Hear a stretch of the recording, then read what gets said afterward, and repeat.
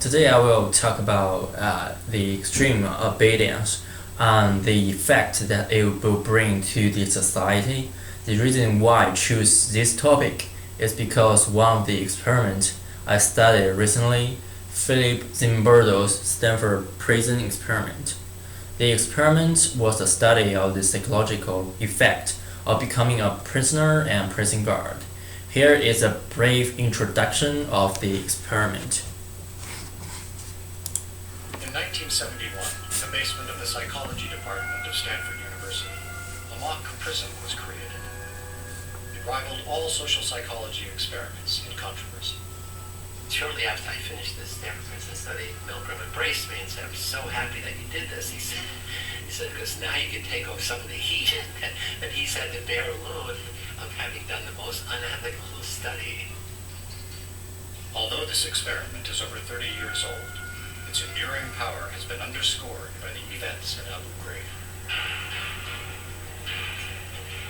When we got to Abu Ghraib, it was eerie. People were being told to rough up Iraqis that wouldn't cooperate. So it's what the experiment looks like at the end. That had the coin come up heads rather than tails, they would have had the. I mean, extreme. They were scary to see. They were upsetting to us. They were unexpected, but they were very clearly the real thing. At some level, we understood that something, what to do about it. One of the mistakes we made. So when we consider a society, one of the basic foundation is group work, which is related to many positive aspects like effectiveness, efficiency, and complementation. In order to reach a high degree of group work, it is necessary to follow authority. That is why almost every society needs a certain degree of obedience. Many people hold the opinion that a high degree of obedience guarantees an orderly society. This is true that a society needs obedience, but the level should be appropriate. If a society goes astray of chasing extreme obedience, the situation will become terrible. As a result of extreme obedience, the authorities will overextend and finally lose control. Some people may disagree with my opinions by mentioning that a society needs obedience to confirm it operates properly. So I want to be clear on it. What I discuss here is the effect of extreme obedience, not to say that the society don't need obedience anymore. From Philip Zimbardo's Stanford Prison Experiment, we can see the terrible results related to expanding authority and extreme obedience.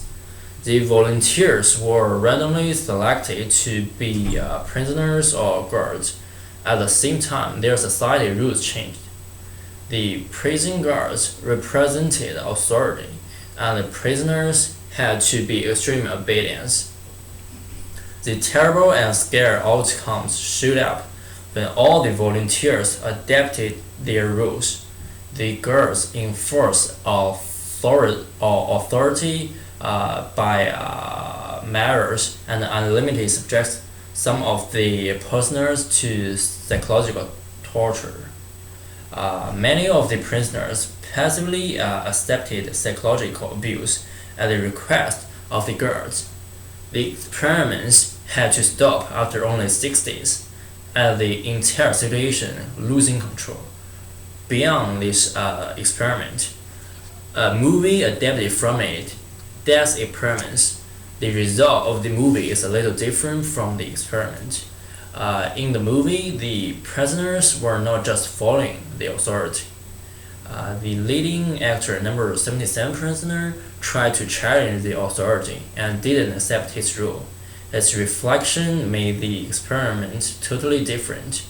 At first, all the volunteers were under their rules.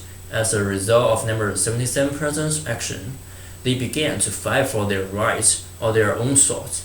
Some of the guards started to make self-examination and kept view of prisoners from other guards. But all of these actions made the conflict more intense, which brought the same result. at the original study, ending of the experiment. These two different processes of the same experiment reflect two possible outcomes of extreme obedience. One is that the authority expands, dominators lose control, and confirmers are under crackdown. The other result is the confliction between two groups will be more and more intense, resulting in social distinction at the end. Someone may query the result of the study above. Because the volunteers were under certain rules that already exist, and they are under a particular situation, they may not believe. Some people may not believe if people are autonomous, the same thing will happen again. So how about we give autonomous extreme authority, and there is no rule to limit them. There was a famous work, Rhythm Zero, performed by a great performance artist, Mariana Abramovic. Here is the brief introduce of the performance. Zero, in which she stood impassively and put herself completely in the hands of her audience. I was standing there in the middle of the space with this table with objects. I put the objects on the table very carefully chosen because the objects was for pleasure and there was also the objects for pain and objects that can bring you to death. Some of the objects included were a rose, a feather, grapes, honey, a whip, a scalpel, a gun, and a bullet. In the beginning, the public was really very much playing with me. Later on, became more and more aggressive. It was 6 hours of real horror. They would cut my clothes. They would cut me with a knife close to my neck, drink my blood, and then put a plaster over the wound. They would carry me around half naked, put me on the table, and stab the knife between my legs into the wood. And they So Mariana Abramovic, she placed 72 objects on the table and allowed audience to use them in any way they wanted. She would just sit there without any reaction. It was obvious that the audience were given extreme authority and they are autonomous. At the same time, the actress had to be extremely obedient. Initially, the audience was caution and modesty, but as they found that the artists would do nothing regardless what they did, their actions become more aggressively. As she described it later, what I learned was that if you leave it up to the audience, they can kill you. As one person aimed the gun at her head, but fortunately, another took it away. This performance indicated that even if with innocent person, the extreme obedience will make authority crazy, resulting in a terrible situation. Based on the examples I mentioned above, the extreme obedience will destroy society eventually. It will make a society be out of control, even though the purpose for the extreme obedience is to keep control.